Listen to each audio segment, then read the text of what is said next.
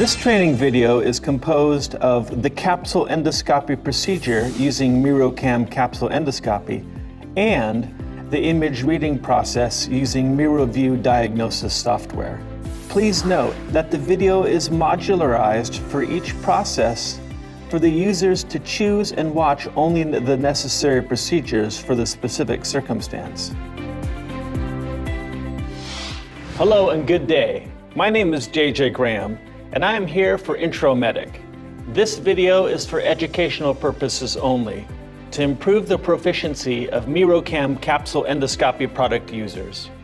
Without further ado, let me take you through a step-by-step explanation from the prescription to the review of the capsule endoscopy, assuming an actual situation, so please follow along.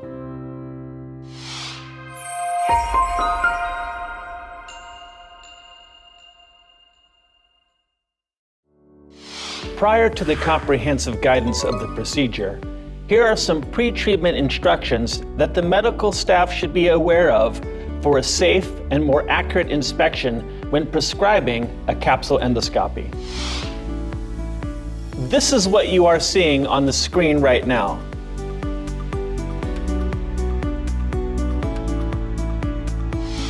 Once the medical staff has set the schedule for capsule endoscopy after discussion with the patient, it is recommended that the medical staff prepare the necessary items for the examination the day before the patient arrives. At this point, the medical staff should check the following 3 items in general. First, check the expiration date and availability of the consumables, including capsules and disposable belts. Second, make sure that the receiver is fully charged. And third, check whether the workstation and the software are working properly. If you find a problem that may interfere with the procedure, please contact the agency or the headquarters by following the emergency response procedure and take the appropriate action. Now, let's take a look at how to check and prepare the 3 items you will be needing for the procedure. In front of me is a capsule case and a data belt. At the back of the MiroCam's case, you will find a sticker attached to it with detailed information about the product. You should pay extra attention to the expiration date and serial number. A capsule that is out of date cannot guarantee the operating time. Next is the receiver. It is important to check the charging status of the receiver. The receiver should be fully charged the day before the procedure so that it can be performed quickly without delay on the day of the procedure. It is important to keep the workstation in the best condition, as well so as to keep the diagnosis software and receiver firmware up to date for a smooth procedure. When a new version of the diagnosis software is released and provided by the MiroCam headquarters or an agent, a firmware update for the receiver is available via the MiroView software. If the firmware update button is activated on the receiver tab, be sure to update it first before proceeding. Next is how to reset the image data of the previous examinee, which remains in the receiver by using the MiroView software, and register the information of the next examinee to the receiver. First, turn on the workstation and run the MiroView software. Go to the receiver tab on the upper left of the software and then press the power button on the right side of the receiver mounted on the cradle for 3 seconds to operate the receiver. If more than one receiver is connected, use the alarm button to identify the receiver for the upcoming procedure, and then click the corresponding port to activate by generating yellow borders for the user to edit and delete it. After confirming that the receiver is connected, press the reset button on the upper screen to delete the previous patient's information and image data remaining in the receiver. Since it is difficult to recover data after reset, please be careful when resetting the data stored in the receiver. Make sure that the patient whose information is to be reset is listed for an upload in the List tab before pressing the reset button to prevent the accidental deletion of clinical data.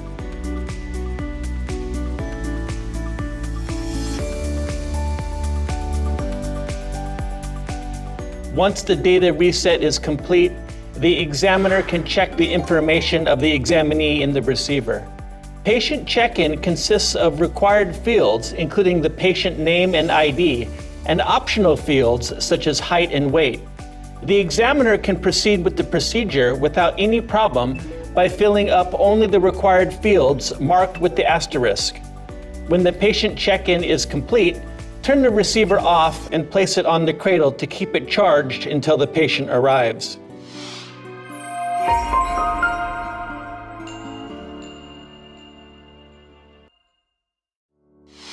Here, you are all set for the procedure before the patient arrives.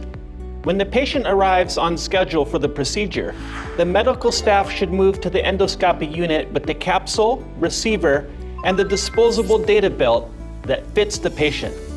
First and foremost, the medical staff should remove the wrapping paper from the data belt and arrange for the data belt to be worn with the electrode positioned correctly on the patient's abdomen. For the elderly and children with sensitive skin, it is also advisable to apply a medical gel on the abdomen and put a data belt over it. It is recommended that the data belt be worn with the cable facing upwards and that it is attached tightly to the abdomen to prevent it from slipping off. Now, let's connect the cable of the data belt worn by the patient to the receiver. It is recommended to position the data cable to fit into the groove of the connection on the upper left of the receiver and push it all the way in until you hear a clicking sound. If it is not connected properly, the receiver may fail to receive and save the data transmitted from the capsule. Now that the receiver and the data belt are connected via the data cable, let's see how to link the capsule and the receiver. This is called capsule pairing. It is a process to confirm whether a series of processes is working properly, in which the data sent from the capsule is transmitted to the data belt through the body and saved to the receiver through the data belt. For pairing, press and hold the power button on the right side of the receiver that is connected to the data belt for the few seconds to turn the receiver on. Then you can see an icon on the receiver display indicating that it is ready for pairing. After identifying the related message on the receiver display, the medical staff should guide the patient to remove the capsule wrapper, open the case lid, and hold the dome protective cap to take the capsule out by themselves. For the double-tip capsule, advise the patient to separate the capsule from the case holding the middle part of the capsule and hold the golden plated part with both of his or her thumb and index finger. And for the single tip capsule, advise the patient to take the capsule out by holding the dome protective cap. Instruct them to open it with the thumb and index finger of their left hand. After that, help the patient separate the capsule from the dome protection cap by holding the gold plating at the back of the capsule with the thumb and index finger of their right hand. Let the patient put the dome protection cap down while holding it with their left hand. And again, hold the remainder of the gold plating at the front with the thumb and index finger of their left hand. At this point, it is advised to take the capsule out from below to avoid leaving fingerprints on the capsule dome. The medical staff should constantly check and support the patients to ensure a successful pairing. Rehearsing before the actual pairing by using a capsule for training can also be beneficial to reduce risk. When the patient touches the gold plating on the front and back of the capsule with both fingers, the data from the capsule is transmitted to the receiver through the human body. And the receiver that has received the signal from the capsule shows an icon indicating that recording is in progress on the display with a pairing sound. When the display is locked, the only way to confirm successful pairing is by the SIG LED on the top of the receiver, which should stop flickering and turn blue. Once the pairing is complete, the medical staff should give every encouragement for the patient to swallow the capsule without fear. Bring the patient 1 or 2 cups of water to help them swallow the capsule. During oral administration, care should be taken for the patient not to break the capsule by biting or spitting it out. When the patient swallows the capsule, it can be monitored in real-time video provided by the receiver. To enable the RTV function, press the navy button on the top of the receiver and the power button on the right side of the receiver at the same time to unlock the display, and then press the volume button on the right side of the receiver to play the real-time video. Once confirmed through the RTV that the capsule has entered the gastrointestinal tract and is operating normally, let the patient place the receiver in the pouch to proceed with the remaining procedure more conveniently. Once all preparations are complete, the medical staff should inform the patient of the precautions between the endoscopies for a smooth procedure. The precautions are as follows.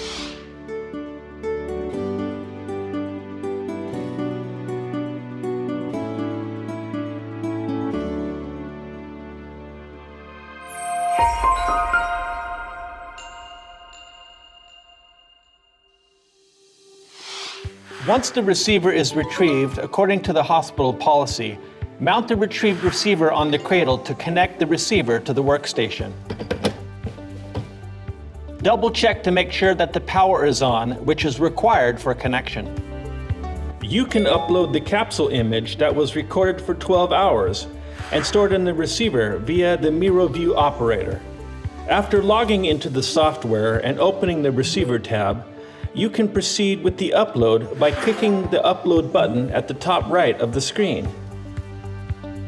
As shown on the screen, the MiroView operator identifies the connected receiver, and you can reconfirm the receiver to be uploaded using the patient information checked into the receiver and the recorded message. Even when the upload is successful on the MiroView operator, it is recommended to run the MiroView client to double check whether the actual video and data have been uploaded without problems. While uploading is in progress, pay attention to managing the power and USB port to avoid disconnection between the receiver and the PC. When the upload is successful and the medical staff in charge of the diagnosis receives the notification, he or she can proceed with the diagnosis using the MiroView client software. After logging into the software, the examiner can identify the patient's data that needs to be interpreted in the List tab, in which the full list of examinations is available. Double-click the item from the list or click the Review tab on the upper left of the screen to start the diagnosis. If an incident needs to be diagnosed by multiple examiners, you can activate the item by clicking it, then right-click to use the Add Review function. When opening the Review tab, the patient's image data taken for 12 hours is available. The Review tab allows playing the video to capture and save the image showing parts suspected as afflicted. The first thing the examiner should do after opening the Review tab is to record the landmarks that distinguish the digestive organs. After finding the first image of each organ, one can set landmarks by using the flag-shaped landmark icon next to the play button, or by placing the mouse cursor over the image and right-clicking the mouse. Now, you can easily and quickly find the first image of each organ by adjusting the time bar with the mouse or using the arrow keys on the keyboard. Now, when the landmark setting is completed, move the time bar to the first image and press the play button to start the full image interpretation.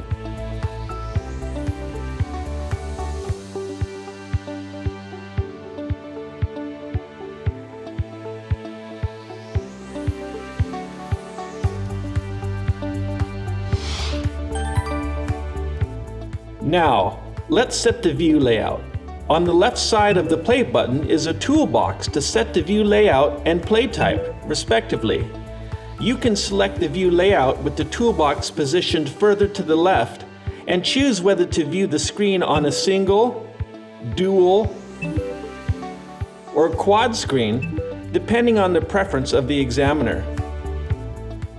The range view function allows viewing the images all together within a specific range, while the map view function allows viewing all images at a glance. Next, let's get into the play types.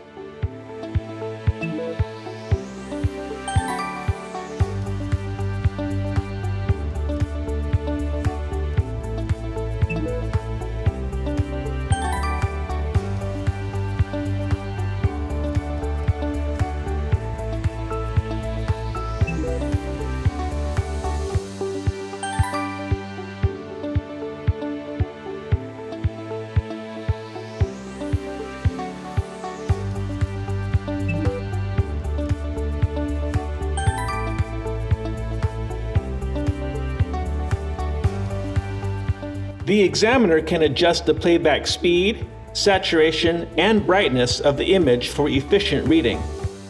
To adjust the playback speed, use the speed control bar above the playback button.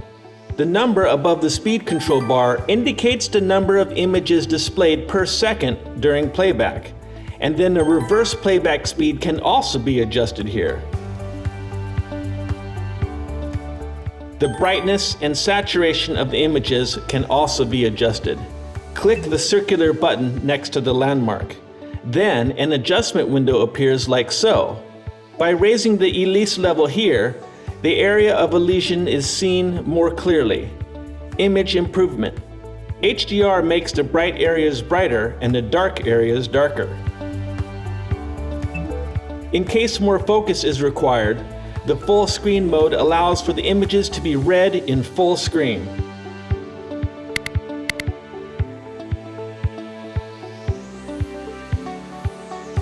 For the procedure conducted using a bidirectional capsule, the image can be read by selecting the camera direction. It can be selected through the capsule-shaped button in the middle left of the screen, and when running in dual view or quad view, you can read the images filmed by both cameras simultaneously.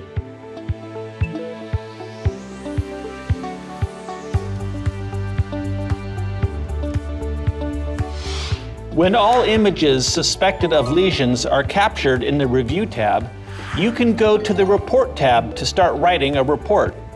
The examiner can write comments on each captured image in the Review tab and can also enter words that are used repeatedly by using the GI dictionary.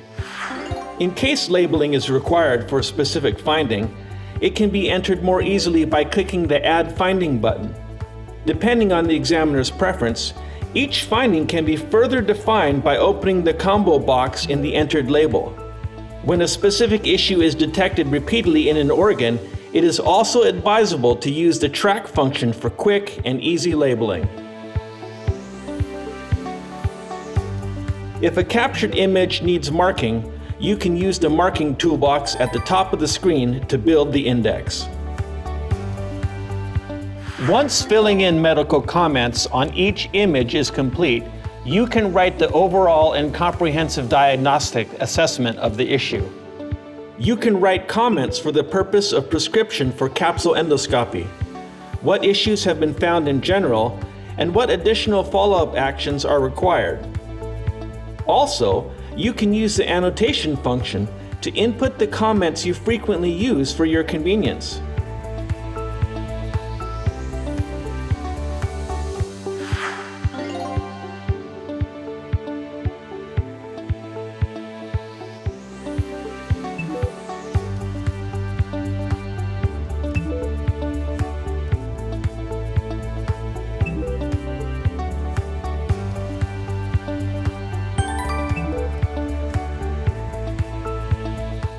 When the report is completed, it is recommended to change the current status to Review Completed in the Home tab on the top left of the screen. It prevents the contents of the reviews from being deleted or changed by other users. Once the writing of the report is complete, you can go to the Export tab on the top left and select images to use in the report by either checking the checkboxes under each image using the mouse, or dragging the desired group of images and right-click to select check. By placing the cursor on the speech bubble under each image, you can quickly navigate through the comments, which helps to select images to include in the report. Deselecting images can be done in the same way by unchecking. When the images for the report are selected, it can be previewed in a report format by using the Preview button on the bottom right of the screen. In the preview window, you can change the report's layout as well as edit its contents.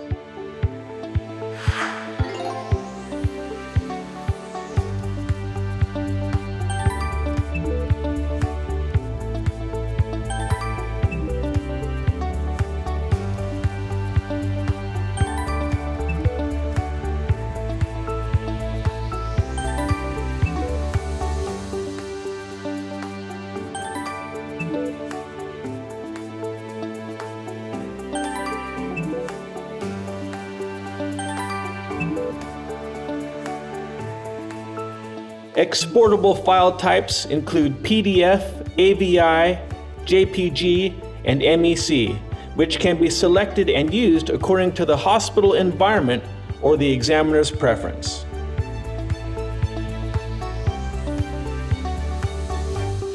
We have reviewed the MiroCam capsule endoscopy procedure and how to use the MiroView diagnosis software.